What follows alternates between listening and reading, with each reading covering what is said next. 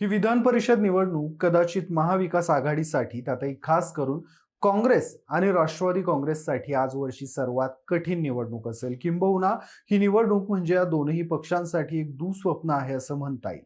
आजपर्यंत विधान परिषद निवडणुकांमध्ये खूपदा पक्षानं ठरवलेले उमेदवार सोडून विरोधी पक्षातल्या उमेदवाराला मतं दिली जायची, त्यानंतर मतं फुटली अशी चर्चा व्हायची।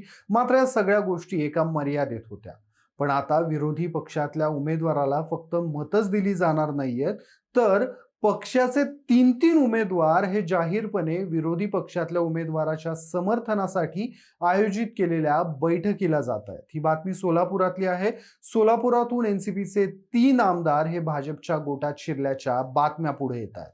सोलापुरात महाविकास आघाडीच्या उमेदवाराला समर्थन द्यायचं, त्याचा प्रचार करायचं सोडून एनसीपीचे हे 3 आमदार महायुतीच्या बैठकीला उपस्थित राहिलेत आणि हे तीनही आमदार शरद पवार गटाचे आहेत। कदाचित असं पहिल्यांदा होत असेल की एखाद्या पक्षाचे 3 विद्यमान आमदार हे जाहीरपणे विरोधी गटातल्या आमदाराला निवडून आणण्यासाठी उघडपणे मदत करतायत। त्यामुळे आज सोलापुरातून राष्ट्रवादी काँग्रेस शरद पवार गटाकडून मोठा निर्णय घेतली जाण्याची शक्यता आहे। अगदी दस्तूर खुद्द साहेबांनी म्हणजे शरद पवारांनी या प्रकरणाची गंभीर दखल घेतल्याचं प्रदेशाध्यक्षांनी या प्रकरणात स्पष्ट केलंय। नक्की काय चाललंय सोलापूरमध्ये आणि या 3 आमदारांवर कोणती कार्यवाही होऊ शकते हे सगळं जाणून घेणार आहोत पुढच्या काही मिनिटात। नमस्कार, मी शशी आणि तुम्ही पाहताय cut to cut. Solapur Vidhan Parishad निवडणुकीची सध्या रणधुमाळी सुरू आहे। सोलापुरात भाजप विरुद्ध महाविकास आघाडी असा सरळ सरळ सामना होण्याची चिन्ह आहेत। खरं तर सोलापूर विधान परिषदेची निवडणूक ही निवडणुकीपूर्वीच इतकी चर्चेत आलेली की या सगळ्या निवडणुकीत मोठ्या प्रमाणात आरोप प्रत्यारोप झाले होते। ऐनवेळी अर्ज माघारी घेतले गेले, अर्ज बाद ठरवले गेले। त्यामुळे राज्यात सोलापूरमध्ये नक्की चाललंय का हा प्रश्न सगळ्यांना पडला होता। महाविकास आघाडीकडून इथं वसंतराव देशमुख उभे आहेत, तर महायुतीकडून भाजपचे राजेंद्र राऊत उभे आहेत। ही जागा खरं तर महाविकास आघाडीच्या जागा वाटपात काँग्रेसच्या वाट्याला गेलेली। काँग्रेसनं इथून आदित्य फत्तेपूरकरांना उमेदवारी दिलेली, मात्र फत्तेपूरकर यांचं उमेदवारी अर्जावर सूचक म्हणून सही करणारे पंढरपूर नगर परिषदेतले नगरसेवक नागेश भोसले यांनी ऐन वेळेला निवडणूक अधिकाऱ्यांकडे ती सही माझी नाहीच असा पवित्रा घेतला आणि ॲफिडेव्हिट दिलं। त्यानंतर जिल्हाधिकाऱ्यांनी आदित्य फत्तेपूरकर आणि नागेश भोसले या दोघांनाही बोलवून दोघांचंही म्हणणं ऐकून घेतलं आणि त्यानंतर आदित्य फत्तेपूरकर यांचा उमेदवारी अर्ज बाद झाला। यानंतर फत्तेपूरकर यांनी नागेश भोसले यांच्यावर मोठ्या प्रमाणात टीका केलेली।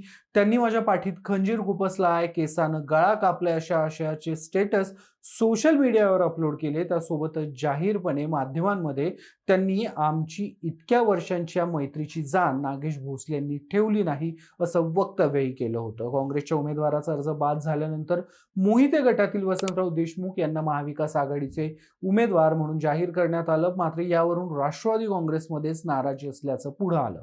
वसंतराव देशमुख हे खास करून मोहिते यांच्या गटातले मानले जातात।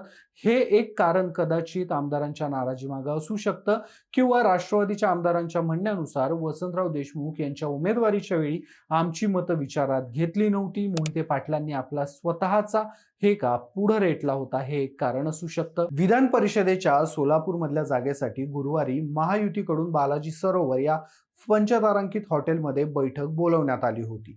या बैठकीला भाजपचे सोलापूरचे पालकमंत्री जयकुमार गोरे, शिवसेनेच्या खासदार ज्योती वाघमारे यांच्यासह रवींद्र चव्हाण देखील उपस्थित होते। त्यांच्यासोबतच या बैठकीला राष्ट्रवादी काँग्रेस शरद पवार गटाचे आमदार अभिजित पाटील, उत्तमराव जानकर आणि नारायण पाटील या तिघांनी हजेरी लावली आणि राज्यात चर्चा सुरू झाली।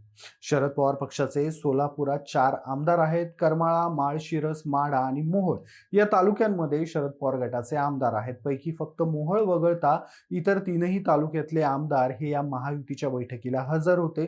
त्यामुळे अनेकांनी भुवया उंचवल्या। राष्ट्रवादी काँग्रेस शरद पवार पक्षाच्या 3 आमदारांनी भाजपचे उमेदवार असणाऱ्या राजेंद्र राऊत यांना जाहीर पाठिंबा दिल्याच्या बातम्या यानंतर पुढे आल्या। खरं तर जयकुमार गोरेंना ही निवडणूक बिनविरोध करायची होती। त्यांनी त्या दृष्टीनं प्रयत्नही चालवले होते। फत्तेपूरकर यांचा उमेदवारी अर्ज बाद झाल्यानंतर जयकुमार गोरे यांच्या प्रयत्नांना यश येईल असं वाटत होतं। मात्र ऐनवेळी वसंतराव देशमुख यांचं नाव पुढे आलं। वसंतराव देशमुखांना निवडून आणण्यासाठी त्यांना सोबत घेऊन धैर्यशील मोहिते पाटील हे सध्या सोलापूर जिल्ह्याचे दौरे करतायत. मात्र पहिल्या दिवसापासून वसंतरावांच्या नावाला उत्तमराव जानकर यांनी विरोध केला होता. याबाबत धैर्यशील मोहिते पाटलांना या पत्रकारांनी प्रश्न देखील विचारले. त्यावेळी पत्रकारांच्या प्रश्नांना उत्तर देताना मोहिते पाटील म्हणाले, जानकरांची नाराजी हा आमचा घरातला विषय आहे, तो आम्ही घरात बसून मिटवू. मात्र जेव्हा महायुतीच्या बैठकीला जानकरांसहित अभिजित पाटील आणि नारायण पाटील हे देखील उपस्थित राहिले, तेव्हा मोहिते पाटलांचे मनधरणीचे प्रयत्न तोकडे पडले का अशी चर्चा पुढे आली. पण आता शशिकांत शिंदे यांनी या तीनही आमदारांवर पक्षाकडून कार्यवाही केली जाणार असल्याचा इशारा दिलाय.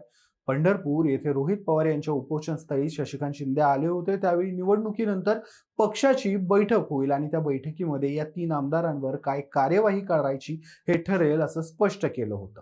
तिथंच उत्तम जानकर यांना देखील जेव्हा माध्यमांनी या प्रकरणात त्यांची मतं विचारली, तेव्हा उत्तम जानकर यांनी या प्रकरणात थेट मोहिते पाटलांवर निशाणा साधला.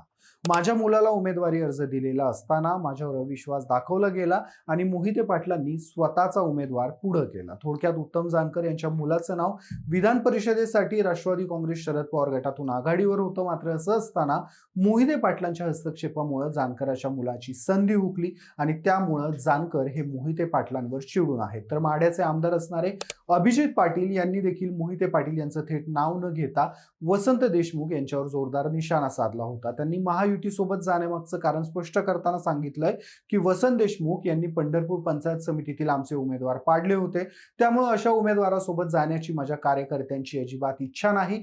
कार्यकर्त्यांच्या इच्छेला मी मान देतोय. विधान परिषद निवडणुकीत शरद पवार गटाचे अधिकृत उमेदवार असणाऱ्या देशमुखांनी मला साधा एक फोन देखील केला नाही.